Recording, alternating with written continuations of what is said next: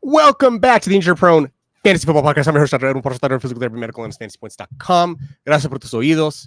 I'm also the owner of Pro Athlete Physical Therapy in Denver. If you want to swing by, give us a shout. Here we are, week 4. Sorry to get this out a little later than usual, but we are going to talk a ton of different injuries across the NFL. Jordan Love, Joe Mixon, Ken Walker, AJ Brown. Why should you listen to me? You shouldn't, right? I don't care. If you listen to me, that's great. Really appreciate your fandom. If you don't, that's all right. Right? Yell at me on Twitter like you have been. It's okay. I think moving forward, I want to try to make these a little more concise, a little bit more actionable.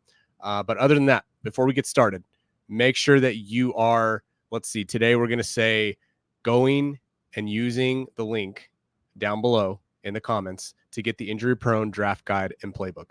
The Injury Prone Draft Guide and Playbook. Like I've said before, if you want to know how a guy's going to perform after a high ankle sprain, boom, it's in there. If you want to know how a running back is going to look after a low lateral ankle sprain, boom, it's in there. If you want to know how a wide receiver is going to look after they come back from a hamstring strain, aka AJ Brown, maybe some Nico Collins, foreshadowing there, boom, it's all in there. You don't have to ask me as many questions, right? You're able to guide your own fantasy team. I really recommend it. Listen, it's $20. I know $20 isn't nothing, but if you continue to do your own research and use data-based resources to make these decisions, then you are going to be in good shape. So let's get started here with Jordan Love. Jordan Love, of course, coming off of what they're calling an MCL sprain. I think there may have been a kneecap subluxation there, but hey, what do I know? So he's been practicing. Ian Rappaport's been coy and shy about saying that he's going to go for sure. Diana Rossini came out and said, even if Jordan Love plays, Malik Willis is still going to get some snaps. I actually believe that.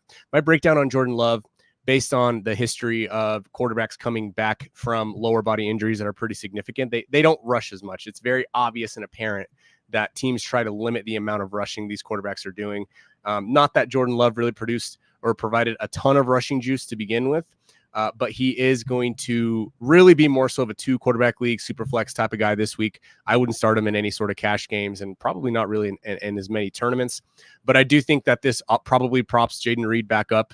Perhaps we can get a deep shot or two to Christian Watson, but I wouldn't expect a ton from Jordan Love himself this week as he comes back from this MCL sprain. So moving on now to running backs. There is a running back who has played through this high ankle sprain issue before on a DNP, LP perspective. That's for those of you who don't know, that means did not practice and limited practice. And we're talking about Joe Mixon. Joe Mixon is coming off of a high ankle sprain. And, one of the things with high ankle sprains is that they are extremely stubborn. The area is very slow to heal, and running backs tend to not look good after this injury. So if Mixon goes in week 4, he's going to be volatile. Since 2018, running backs coming off of a high ankle sprain, the ones who did not practice, and then were limited, they averaged 9.7 PPR points per game. This is since 2018. That would have been good for RB 30 in week 3. You don't really win a league with a running back who scores 9 or 10 points. Specifically, Joe Mixon did this exact same thing in 2021 with this exact same injury. He scored 10.5 PPR points. That would have been good for like RB 27, right? He's not a must start, and he's a high risk to re-injure, even if he plays. And I don't necessarily anticipate that he's active. And if he is, he's going to be super limited, not a must start. I would find a second option before it's too late. Another running back here, Ken Walker. He's been walking around gingerly. We saw some video of him that looked like he was having a real hard time. He actually practiced on a limited basis this week, and realistically, he looked okay. He looked okay. One of the things that with these core muscle injuries, especially since it's followed Walker for so long at this point, is you are concerned about a re-injury risk. You are concerned that he goes out there and it gets worse. I said this in the beginning prior to, and again, this isn't a victory lap. This is just discussing the injury itself. This injury has been an issue for him the last couple of years. If he comes back and re-injures again, I'm not predicting this. I'm not saying this is 100% matter of fact, but if he re-injures this again, surgery is on the table for Ken Walker. So if you don't have Zach Charbonnet, go out and get Zach Charbonnet. I try not to use scare tactics often because I'm usually generally an injury optimist. But if you have Ken Walker on your roster, you should probably look elsewhere to see if you can move him and get another piece. I've seen some weird things go down in leagues before, like they actually will trade. For example, you can maybe offer if somebody's got Zach Charbonnet and they think that, oh, it's over, the party's over, here comes Kenneth Walker. If I have a good stable of running backs, I might actually be looking to make that trade and just taking the risk on Zach Charbonnet because the rest of the season, Kenneth Walker is a high risk. If you need another running back this week, though, and you're in a pinch, I guess you can start him, but I don't really love it. These next two wide receivers, I want to I'm going to talk AJ Brown first, and then we'll get to another couple wide receivers with hamstrings. So AJ Brown, coming off of this hamstring strain, most wide receivers miss 2 games or fewer, and AJ Brown obviously is in that range now. His was kind of weird because it was in the middle of the week where he got injured, and now it was like a Monday night game, and it was kind of weird. But at this point, what we're looking at with AJ Brown is he's going to be boom bust.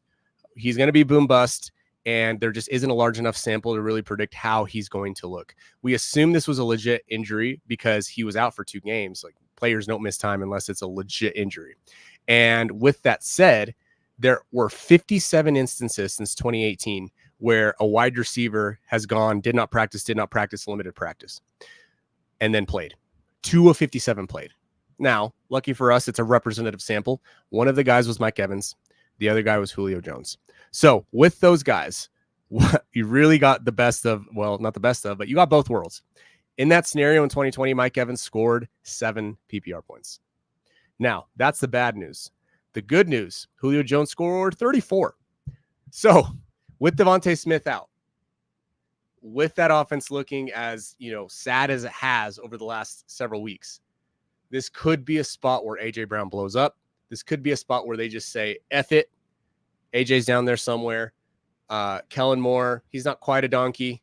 He's doing his best to get the ball out there. So I do think that they could hyper target AJ Brown in this specific scenario. So in tournaments for DFS, I'm probably going to use a lot of AJ Brown, and understanding that in cash, he's more of a risk because he can re-injure that hamstring, and it can become an issue again. But for now, I would expect AJ Brown to play. And if he does, I think that he has the potential to eat, but he is high risk. Next guy here is 2 guys, right? Chris Olave, Nico Collins. Both of them are coming off of the practice pattern of randomly popping up on the injury report on Friday. Long story short, you don't need to worry about these guys too much. I mean, it is a bit of a concern given the fact that it's a soft tissue sprain and it happened late in the week, but context matters. And when it comes to these guys, when it comes to this specific scenario, I wouldn't anticipate that they're very limited whatsoever. And what we see with this specific pattern, there are guys, this happens, right? Every now and then their hamstring will tighten up on them. They'll lose some range of motion. They get a little tight. Things aren't ideal for them. But really, when it comes to game time, they can go. And these 2 guys are both really young too. So I wouldn't anticipate much of an issue. Here are some wide receivers who have followed that practice report of being, a hammy late in the week. And they all scored at least 14 PPR points. Laviska Shenault Jr., Mike Evans, Braxton Berrios, Julio Jones. These are all guys who did just fine after popping up on the injury report. I sort of anticipate this is going to be the case with Nico and Olave. Last wide receiver here, Deebo Samuel. Deebo Samuel is also a tricky one. Deebo, this is really strange, right? As we start to get these practice patterns and we start to keep these reports and records and this data, you start to see some similar recurrences, right?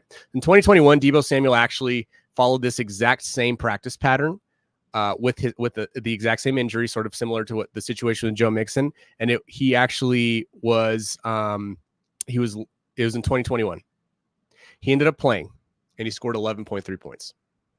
Given the nature of that 49ers offense lately, with McCaffrey out, with Kittle injured, right, with Deebo being out, with Jordan Mason really being the centerpiece, they need both of these guys back, right? They need George Kittle, they need Deebo Samuel.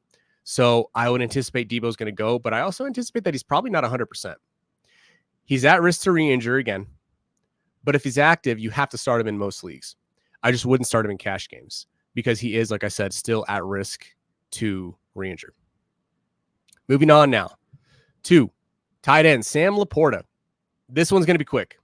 Sam LaPorta, he has to start in most season long leagues. You have to throw him out there. It hasn't looked good. It hasn't been pretty. Tight end hasn't been pretty though. You have to throw him out there. What you see with Sam LaPorta is you don't get a big spike in you actually see when it comes to the lateral ankle sprains and tight ends that there's about a recurrence rate of about 15%. So it's pretty high, but you also see that their week winner rate, in other words, if you buy the injury prone draft guide and playbook, you'll know what this is. The week winner rate is players who score 150% or greater of their average baseline score. You see that take a big hit after a lateral ankle sprain. So guys can play through it. They're just clearly not 100%. So I don't see a reason to necessarily put LaPorta out there in anything, weirdly, strangely enough, he's probably fine in cash, but you're not going to win a tournament with LaPorta in your lineup based on the data. So I wouldn't worry about it. The last one here is George Kittle. George Kittle, obviously coming off the hamstring, he's showed optimism that he's going to play. By all accounts, the practice reports indicate that he's going to play. But again, it's one of those things that I don't know how many routes he'll actually run this week. Tight end, you need a boom or bust tight end at this point. That's the definition of what Kittle does at this point in his career. So if you want to go out there, you want to throw Kittle out in your lineups, you probably have to in season long leagues.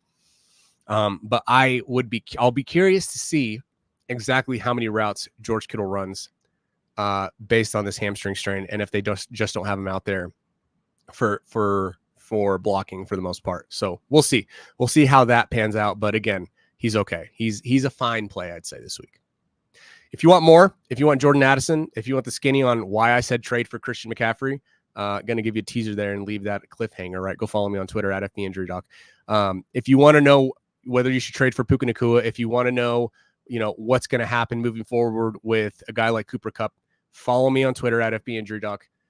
Make sure that you are going to fantasypoints.com, subscribing there, reading my content there. It's all up there, the full injury report every week. And also, make sure you're going and buying the Injury Prone Draft Guide and Playbook. It's down in the show notes. I promise you it's $20, and I mean it when I say it. If you regret it, if you look at this data, this information, and all this collection of data that I've had, that we've created, George and I have curated since 2014 in some cases, and you hate it, let us know. We'll give your money back. I haven't had one person do it. I have not had one person ask for their money back. Everybody loves it. Everybody enjoys it. So go down to the show notes, tap on the link, and get your Injury Prone Draft Guide and Playbook so you can stop being in my mentions. Man, I'm sorry I can't get to them all. I just can't. I try to get to as many as I can, but I can't get to them all. So manage it yourself, Injury Prone Draft Guide and Playbook. Other than that, we are good to go. We will see you next time. Good luck in week 4.